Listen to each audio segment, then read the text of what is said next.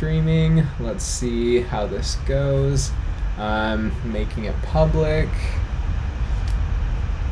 It says we have an excellent connection, so all right. Very good. I see us. It says we're live. Welcome everybody to the Battle of the Brackets kickoff draft. I'm here with Philip, and go ahead and introduce yourself. Tell us a little bit about what you do. Fantastic. Yeah. So my name's Phil Rigo. I run the Instagram account Bad Board Game Covers, and I've been doing it now for a little over a year. Initially, I started off in Twitterverse. I had a personal Twitter account, and I saw a couple board game personalities posting challenges, testing your knowledge of board games, and I thought that was a really cool idea. And so kind of started off by doing some pixelated covers of board games that really, with that reduced resolution, it was very difficult to tell what game it was. And so I, would spend time trying to find covers that you could tell by maybe the color scheme, general layout, and then would post them on my personal Twitter page.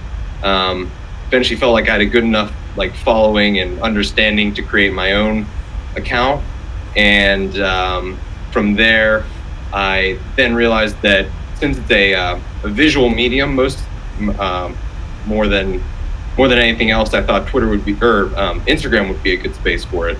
And so I moved over there, and after a few months it picked up, and then started doing other things with it, including brackets, and that's where I ran into you, McKay.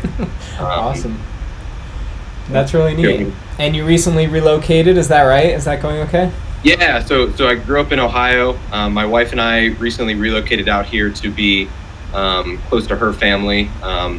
So we are enjoying the SoCal life. I know my parents just posted a picture where they have their first snowfall of the year. Meanwhile, out here we've had every day has been high of 70s, low 50s. So can't complain, but I probably will miss the snow. Have to either go visit them or go into the mountains at some point soon to get my fix. Yeah, I hear you there. I'll go ahead and introduce you myself. I mean, I know this is not happening on my account, so people probably know me pretty well. But I'm here in Utah. We have had our first snowfall, but now it's jumped back up to 60s. So, oh wow, okay. In true Utah fashion, it's all over the place. Yeah. The way I got into all of this, so I was working for Hasbro up until about a year ago, and having so much fun there. I worked on the Monopoly team, worked on a whole bunch of different games, and some creative differences aside and some family issues led me to, not issues, but family concerns led me to come back to Utah, which was, 36 hours driving closer was a lot better for us and our family, so it's been good. Sure. And then since I was separated from Hasbro, I was able to do my own board game stuff. So I started with an Instagram account, just doing reviews. I was looking for something that would get a little bit more interaction. That's where I started with the bracket, and where I ran into Phil here. And it's since I have plans for Kickstarter and some games coming out, but that's going to be in a little bit. Hopefully beginning of this next year. Give me a couple months. But so as far as where we are here, we have collected entries from a bunch of different people. I'll go ahead and present that really quick. And that is going to... All right. So this is kind of the collection of games that we've gotten as submissions. The task was the board game with the best characters. We wanted to go with something pretty different with this one, and I was actually very excited. I don't know about you, Phil, but with where people went with this, I was expecting Villainous and Marvel games like crazy, but a lot of licensed properties. But I think people took found some very good characters that especially are unique to the board game industry. Right, and I think it's a true testament to the audience that we've gathered. These are some awesome picks, and some go pretty deep. I had to do my research, and I have a list here of first picks, which that's I might have to choose a couple blind because I'll be honest, I'm not super familiar with some of these. Yeah, yep, I'm the same way. All right, so let's go ahead and I'm gonna. Oh, I can jump back and forth between these two. All right, so I'm going to go ahead and flip a coin. I'll let you call it, Phil. Okay. And we'll start taking our picks. All right. All right. Good. What is it? Got to be head. It is tails, in fact. I don't know if you can see that. I have a nice. What quarter is this? Theodore Roosevelt, North Dakota. Huh, random. All right. So I get first pick. Yeah. And do you want to do? Are we just doing back and forth? Yeah. Or are we gonna do like a snake draft? Okay. Well, nothing too fancy. Whatever you prefer, actually. If there's only two of us, I'm fine with going back and forth. All right. So I think my first pick. I accidentally deleted the name of the game. So my first pick, I actually played for the first time this last week. Family visiting. I'm gonna take Spirit Island. So we have two submissions. Yep. After this, we'll just go ahead and select one by random. I was so impressed with Spirit Island and the variety. I don't know if you've played it, Phil, but I have neglected getting this game a long time because of its artwork. I was not super impressed. Oh, really? Okay. Yeah, but then somebody was like, really? That's why I love it. The components in person are so much better, and then when you get the gods in there that are trying to protect the island, man, I don't know, seeing like the water personified and then fear and nightmares and all of this stuff, it was just a really unique place to go, and I fell in love with it immediately. Yeah. So I'm taking Spirit Island as my first pick.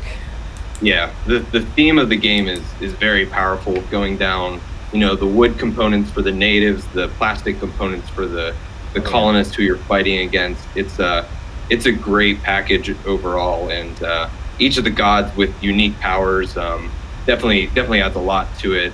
I think I played it solo once, and it was fine, but then playing it a cooperative game where there's not really a chance for quarterbacking, where someone takes control of everyone's actions, really made this one stand out for me. So that was one of my top choices as well. So I'm glad it was first off the board. For me, I think I'm going to go a little bit older and a little bit further down the list. I'm going to take Takenoko. I think in terms of recognizable characters in the board game industry, I think the panda from Takenoko is one of the most ubiquitous. A lot of people will recognize it. A lot of people love it. The giant version of this game with the giant panda that you can move around, eat the bamboo all over the place is adorable. So I can't remember, because you did a bracket for board game artwork. Right. And I don't remember if Takenoko was in there or not. I think Tokaido was. I don't think Takenoko was. Okay. Yeah. But it's a gorgeous game with, in my opinion, one of the most recognizable characters with the panda. So Takenoko. Awesome. Great choice. I agree. Like, they did such a good job with the farmer being an iconic character too. That's true. With the artwork, it all comes together well. Mm-hmm. All right. One of my second, which this is super biased, but I can't see past the bias now, is going to be Clank Legacy, which I think this probably covers a lot of Clank iterations. So this one's specific to Acquisitions Incorporated, which, sure, maybe that's a little bit cheap because it's actually piggybacking off of another franchise. But man, when I opened up the box, I was like, I'm not so sure about these characters. They just seemed, I'm not a huge Acquisitions Incorporated fan, but now I'm getting into it, obviously. The more you play through the game, there's just beautiful points. There's a helpful NPC that you get to name and like outline his talents and stuff. So ours is cool. Brad, and I think his special talent is farting on command. And all of them, like, all of these individual like characters, even though I'm not a huge fan of the art style or anything, they've just become so lovable. So, yeah, Clank Legacy is going to be my number 2. Nice. Yeah, I haven't played Clank Legacy yet, but I've seen it played. I know the game is great, and I don't know much about the Acquisition Incorporated license, but I think that was one thing that the game of Clank. I love Clank in Space. Both of those games within like the decks and the individual cards you can buy have a lot of character. But to introduce those characters that you can play as and name and grow with in the Legacy style is really cool. So yeah, another great choice on your part, I'd say. For my number 2, I think I'm gonna go. There's a choice I have deep in my heart that I think would have been number 2, but I think I can get it in a couple rounds from now. But I'm gonna go with King of Tokyo. Oh dang! I think that was my number 3. That was number 3. Yeah, this one is again another one that I feel like I've been to Origins, and I'm sure at other conventions, Yellow has set up at their booth the giant version of King of Tokyo where they have the giant cutout characters that you can play the game with. And again, I think it's another one with iconic characters, a great simple gameplay, and overall, I feel like every person who plays King of Tokyo has one monster that they have to play with. Right. For me, it's always Alienoid. Switched over from Cyber Bunny to Alienoid, but right. I feel like it's a lot of recognizable names in that right. game. Well picked. I couldn't have said it better. All right. Well, if I'm moving down my list, man, this one's tough. I'm actually going to grab Clue as my other one. Yep. And there's just some nostalgic value there that I can't get over. Maybe it's having worked at Hasbro, but man, the number of times Colonel Mustard is referenced in our household, it's criminal. But yeah, I mean, I know it's not the best game, but as far as characters, it's kind of a testament to like characters coming into board games at like their earliest iteration. Monopoly honestly could have been on there. If anybody's characterized a thimble better than Monopoly, I would be surprised. But yeah, I think Clue, going classic. Yeah, that's an awesome choice. I probably, I would say again, very recognizable characters outside of board games. Even they have the 1 or 2 movies with those characters, so very recognizable. All right. For number 3,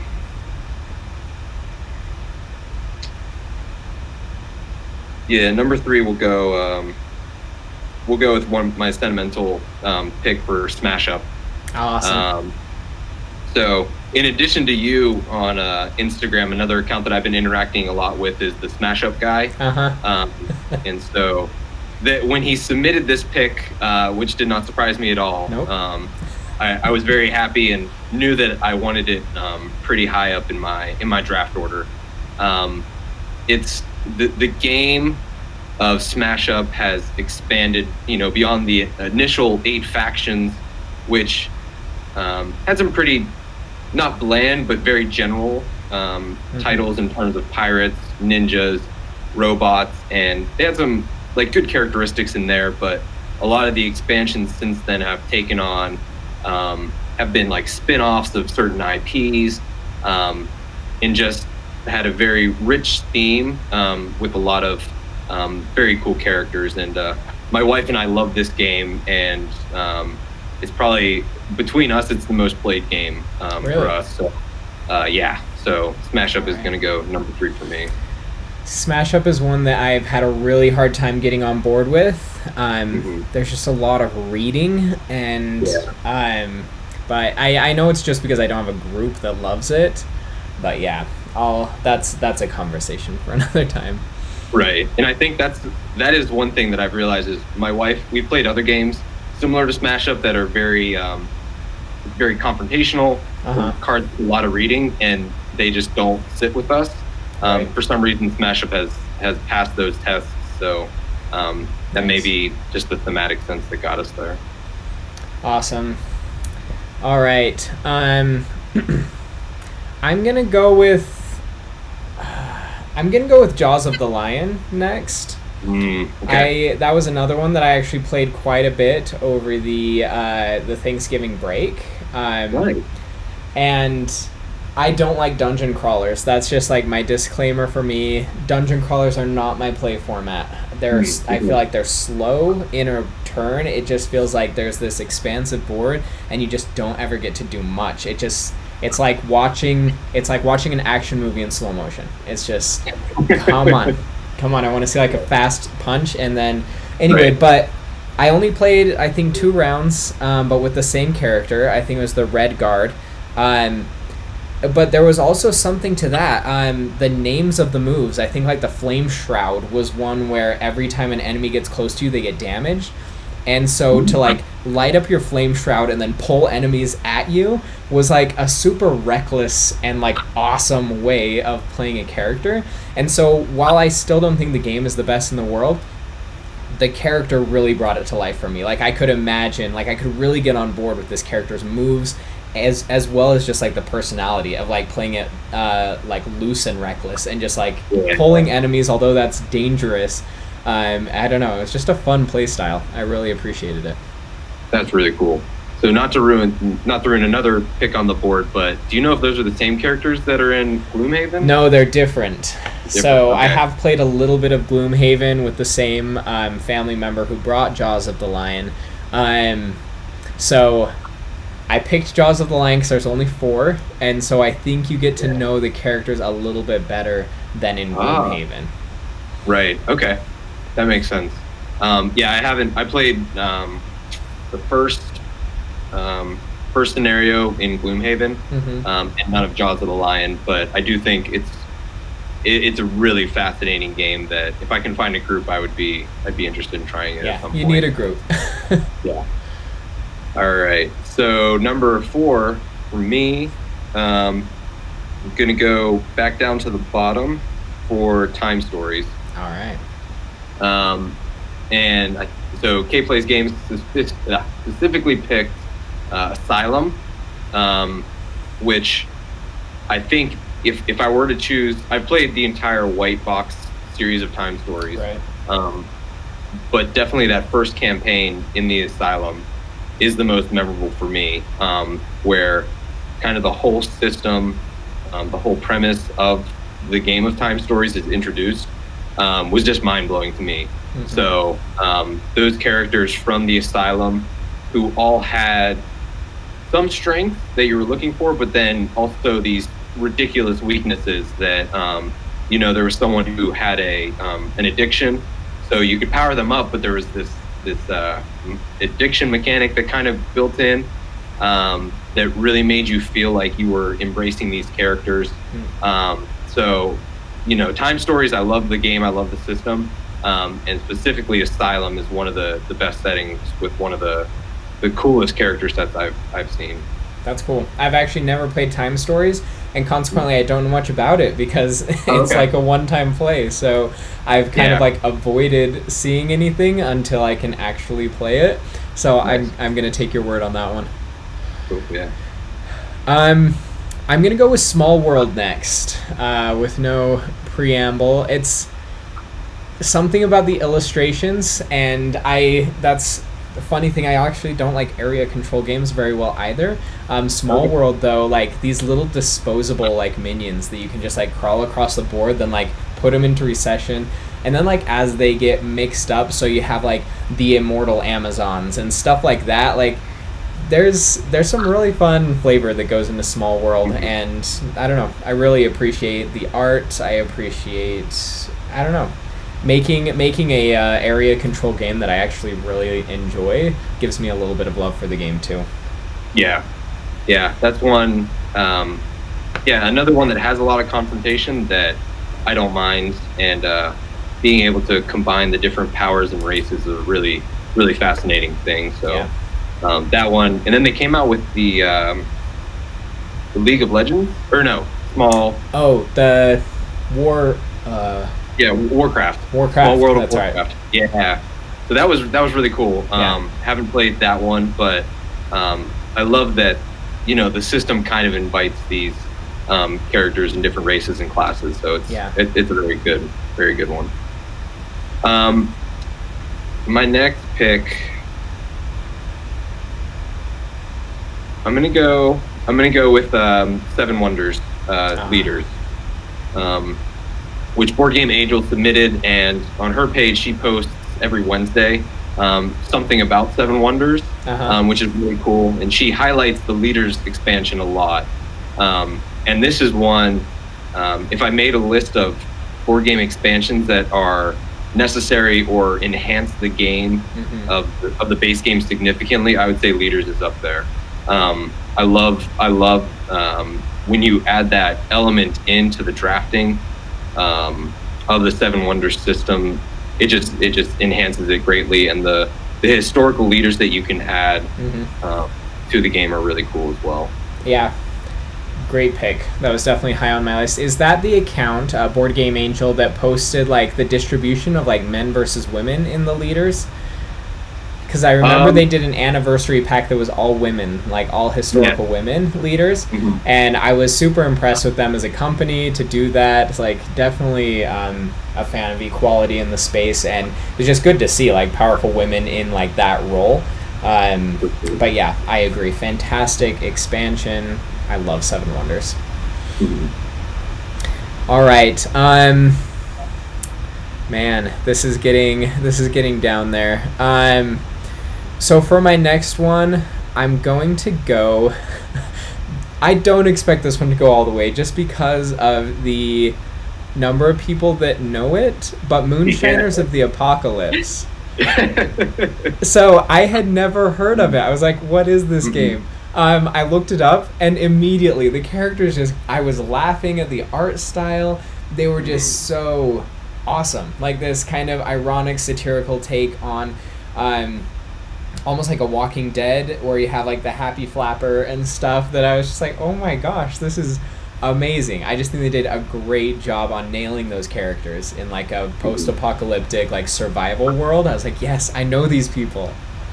Yeah, it was a game that I had never heard of, but you can the name of the game, the cover of the game, all of it like captures exactly what you're going for. And yeah, they did it. From what I can tell, they did a great job. So, that was gonna be my dark horse pick.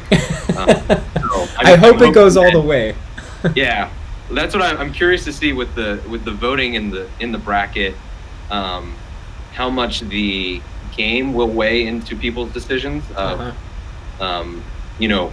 are people going to look strictly at the characters in the game, or are they going to think, oh, I love Clank Legacy or King of Tokyo, so that will give it the edge. So going strictly off characters, I think Moonshiners has a really good chance, actually. So. I hope. I have faith.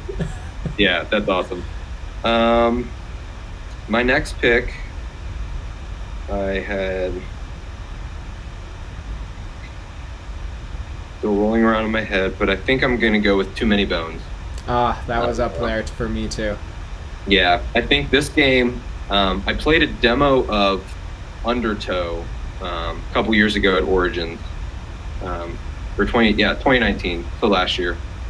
This year, 2020 has thrown my sense of time off completely, but Undertow, I wasn't a fan of the gameplay, but the characters are so interesting. It kind of reminds me of Gloomhaven in the sense of every character is so unique, and that you can get attached to them and kind of go with them through the story, through the campaign. So that's another one that I think the characters for me really stand out for Too Many Bones. Nice, great pick. Next, I think I'm going to go with Lords of Waterdeep.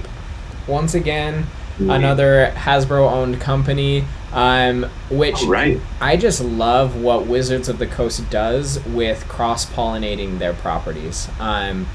With Magic the Gathering, Dungeons and Dragons, they even have Acquisitions Incorporated come in for D&D a little bit, and I don't know. I think to see the characters like that, the distinct like factions like battling throughout the city, I just think it's a great call. They're really strong characters, and I like them.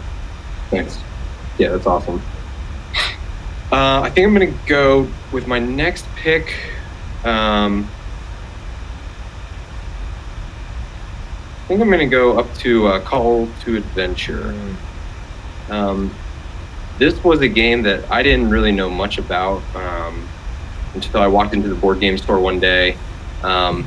And I personally don't really, I'm not I don't purchase many board games. It's my wife.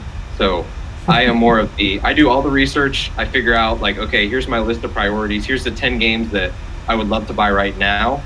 And then we go to the board game store and she's like, ooh, that one looks cool. And I'm like, and then we can kind of like cross our lists then so Call to Adventure was one that we went to the board game store. She said, ooh, that looks cool.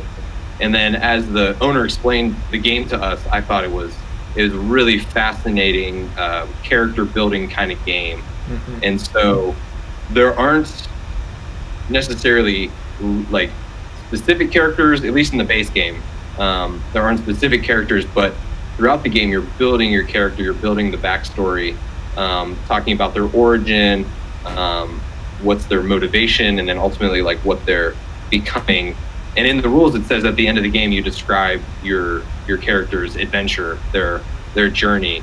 And so that really creates a strong narrative for me. So big fan of Call to Adventure.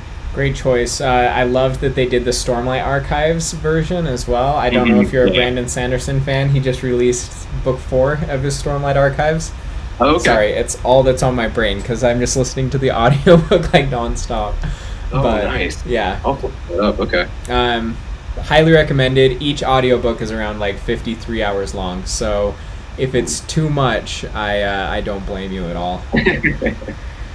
All right. I'm going to go with Charterstone for my next. And once again, I think personal bias is falling in really strong here. That's one that has been iconic throughout this year for me. Got it from Stonemaier Games, and it's just been fun. I mean, and the funny thing is the characters are just like blank, and they're kind of bland, but you get to name them because it's a legacy game, and then as you go, they get like different personas and stuff like that. I'm not going to spoil anything about like the overall story, but that kind of plays into it as far as like people's pasts and like their personalities and stuff. So yeah, and the art style is just adorable. I mean, I just want to eat every building that's on there because it's such a snackable art style. I love it. Nice. That's awesome. Yeah, this is one I haven't played. I haven't really gotten into legacy games. Again, I think it's just lacking a group. Right. But I've heard good things about Charterstone, and yeah, definitely enjoy worker placement. So that's one that I would like to find or play once I find the group for it. Yeah, it's a good one. Sweet. And I realized I never mentioned anything about Lords of Waterdeep, another fantastic worker placement game. It is. That initially I thought is this just like pasted on thematically onto just a worker placement game? But if you know the D&D universe and really like embrace that, the game is not just like purple and black cubes or anything. You really can embrace the theme and the characters in it. So yeah. I'm a huge fan of Lords of Waterdeep as a game. My next pick, I think I'm gonna go.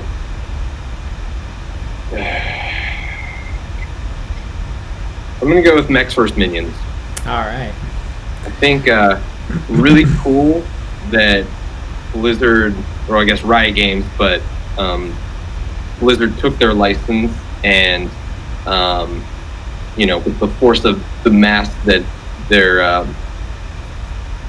just the massive amount that they were able to funnel into this game. It seems they put so much love and work into the miniatures, into the art, and really capturing that license with a fairly approachable game. Really makes me happy. So I was glad to see this one got picked, and it's one that I think is lost because I don't remember when it came out, but I feel like it was within the last 5 years, maybe it's older than that. Yeah, I'm not sure. And I feel like it's faded off, maybe for availability, or I don't know. I mean, we see so many new games cycling through so quickly, so probably just fell off the radar. But I'm glad to see Mechs vs. Minions getting some love. Yeah, that's one that I'm relatively unfamiliar with. I didn't realize it was a Blizzard property, but when I looked it up, I was like, oh wow, they did a good job on this. All right, I'm actually not sure how many we've each picked, so I don't know if you're keeping track of that. I'm not. 4, 5, 6, 7, 8, 9. It looks like you have 9, so this will be my 10th pick. Okay. All right. Okay. This is rough. I'm getting into games now that I haven't necessarily played.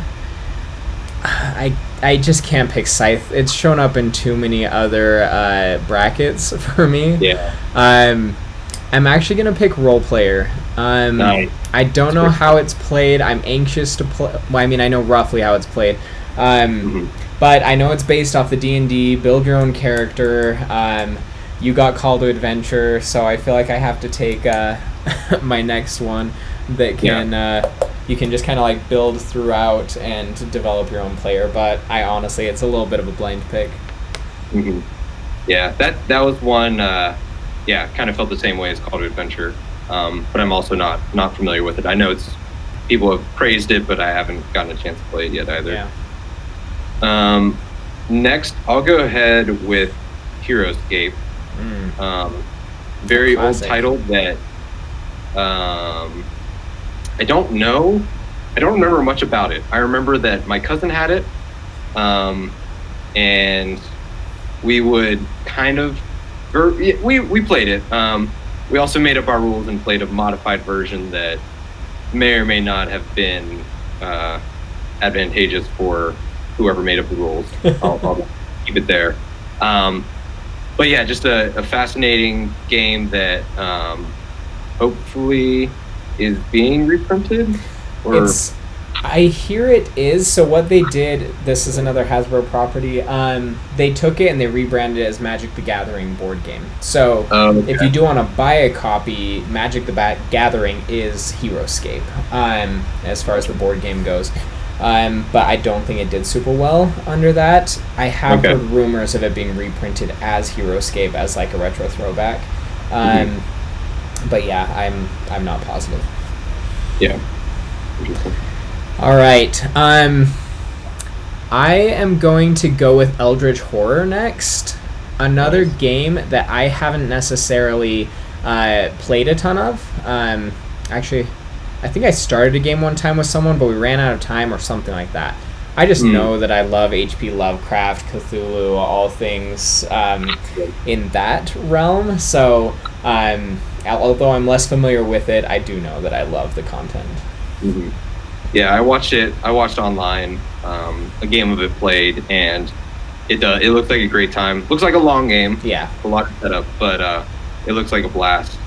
So on the back of that pick, I think I'm going to go up and take Arkham Horror card game. Fair. Just to solidify my Cthulhu pick.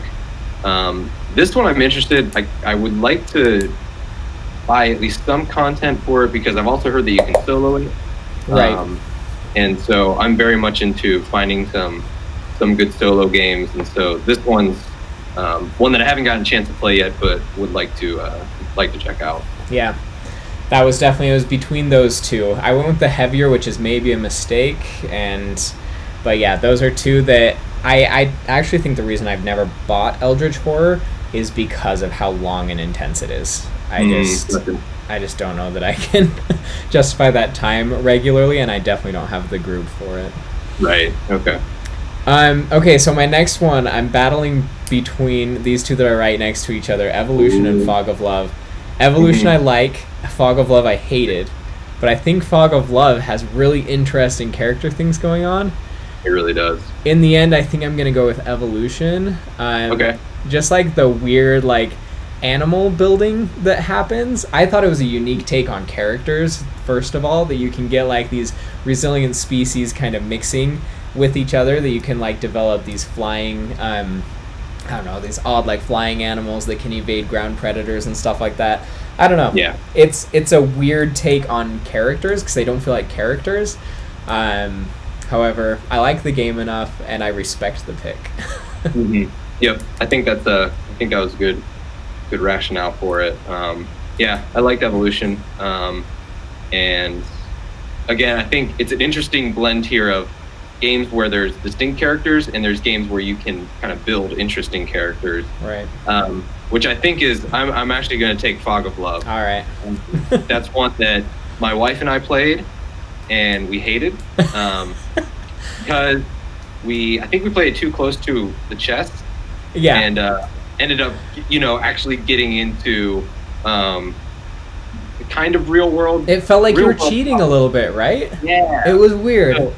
So that was weird. And then I ended up playing with one of like my best friends, and we just had a ridiculous time with it. Of like, I think I was like some buff female firefighter, and he was a dainty hairstylist or something like that. And we just like playing something very far from who you truly are. Made it a lot more enjoyable and interesting to try to get into that headspace. Yeah.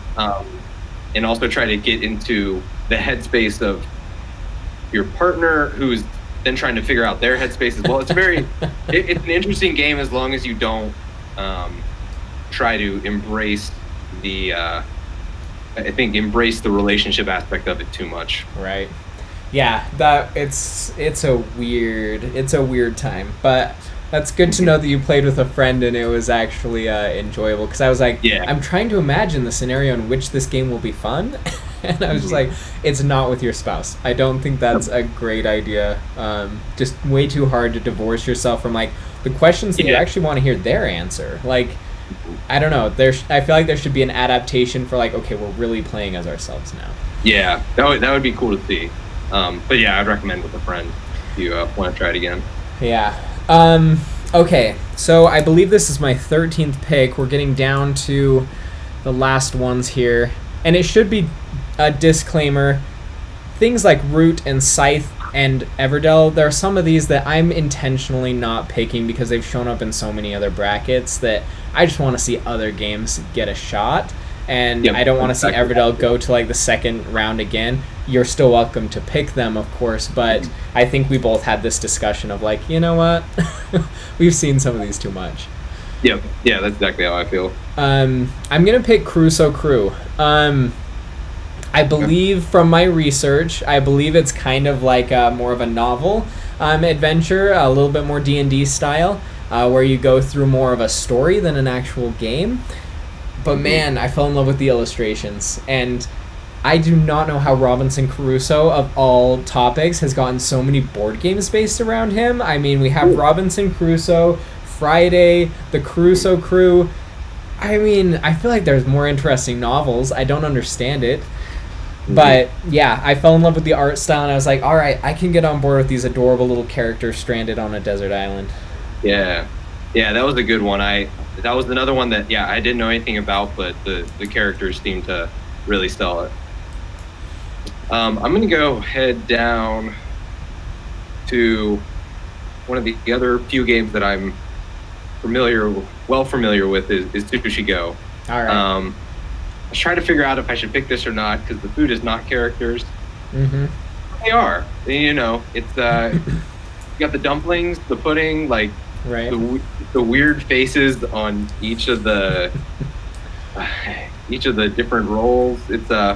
It's cute, and definitely packs a lot of character into a light card drafting game. Yeah, there's something about that wasabi, that like little grin that you're like, you might screw me over at some point, and you are so smug about it. Yep. So yeah, I think that's a fair one. I was surprised when I saw Sushi Go come up on this when it was submitted. That I was like, you know what? That's actually a decent pick. Yeah, that's how I felt like a couple of these. I was like, huh. And then, yeah, the more you think about it, like, I'm really, like, people pick some great games for this list. Yeah, and like I said, hats off to our followers because this is a fantastic list. Mm-hmm. All right. I'm going to have to go with Champions of Midgard next. My love for mythology is going to be my deciding factor here. Don't know anything about the game on this one, but, they're just good characters. I don't have much else to say other than that. Yeah, I'm the same way. I haven't played it, but I know it's got its fans for the gameplay, and then it's got great thematic presence too. I'm gonna slide down. Oh, is now the time? What is this? The 15th pick? 14th? I think this is your 14th, and then I'll go next with 15. Okay. I'm gonna take Trogdor. Trogdor. Trogdor. Takes me back to high school, man. Yeah, it's yeah. I don't have much to say, but Trogdor. I feel like you have to do your best Strong Bad impression after that pick. I think that's like rite of passage, right? I think you have to do it. Actually, is how it is. If I draft it, you have to do the impression. We'll save it for another time. I'll just humiliate myself. Yeah. After it wins, which it will. All right. Yes. If Trogdor goes all the way, I can promise our viewers my best Strong Bad impression. Maybe like cooperatively, we'll make a whole Strong Bad episode. Okay. Yeah. Socially distanced. All right. Let's see. This is getting rough. I'm seriously down to ones that I don't know hardly anything about. I think we have two more potential picks for H.P. Lovecraft, right? Isn't Mansions of Madness, or is Mansion of Madness more? I could be wrong. I think it is. I don't remember. I mean, it's definitely horror themed. I don't remember if it's specifically Cthulhu or not. Okay. Well, I'm going to go Mansions of Madness. I know, and that's partially based off the popularity of the game. I know it's a fairly popular one, and if we end up going with just game quality, I know it has some good fans, even though I don't know near as much about it as I should. Yeah. My next pick, I'll go with Chaos in the Old World. All right. Again, it's a game I know it's a good game. I know it's Eric Lang, I believe. But it's got a lot of thematic punch, like all of his other games, like Rising Sun. Right. It was one of his earlier titles. It's got some pretty gruesome minis and graphics. Mm-hmm. But overall, it's got a strong presence in characters. All right. As my last pick, I almost want to go with Letter Jam. It's such a bad take on the ask. I don't get how is it?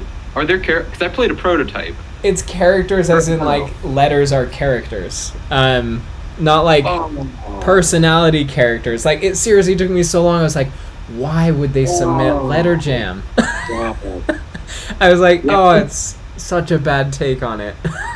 I just discounted it because I assumed that they didn't understand, but that is so clever. Yeah. Man, if I knew that now, that would have been like 3 or 4 for me. I'll take it as my last pick. Just like I said, I grimaced when I finally realized what they were going for. But yeah, we're going for it. Yeah. Again, I think I was under the same impression like we talked about, avoiding some of the games that just always conquer these brackets and lists. Yep. I'm between Legends of Andor and War of the Ring. War of the Ring is partially a personal, because in a lot of my brackets, not a lot, but War of the Ring has been 2 of my brackets as a pretty high seed, just because it's a very highly ranked game. Yeah. But it's a very old game, and I think it's very popular with a small subset of the group, or of the board gaming public. So I'm gonna go with Legends of Andor, a pretty well known, pretty well liked cooperative game. I don't know much about it, but I know it's a good one. Yeah. Good adventure game. Awesome. Unless I'm mistaken, that's our 16 on each side. So as far as how I think this will go down is we're just going to probably just random number generator, or I don't want to do like my first pick against your first pick at all. And I didn't record what pick was which. Yeah, I didn't either. I was thinking it would be cool if we did my first versus your last. Okay. And kind of went that like inverted seating. Yeah. I'm okay however we end up doing it. Even if we rearranged our picks, took a look at our picks and ranked them like 1 to 16 and did it that way, just after seeing how it all shook out, it would probably get us very similar to how we selected here. So I like that plan. Okay, we'll align on how to do that. But everybody look forward to seeing these brackets pop up. This is going to be epic. 2 brackets running at the same time. I'm enjoying the idea of having a little bit invested in my picks, because that hasn't happened so far with my brackets. I've always tried to stay very I can't weigh in on this, but now I can fight for my entry, so that's fun. Yeah. So are we? And I'm sure we can talk more. Actually, I have a meeting I have to run to. Oh, you do? Okay, let's just jump off. We'll touch base again later. Sounds great. So good to meet you. Okay. Okay, Well, bye. Bye.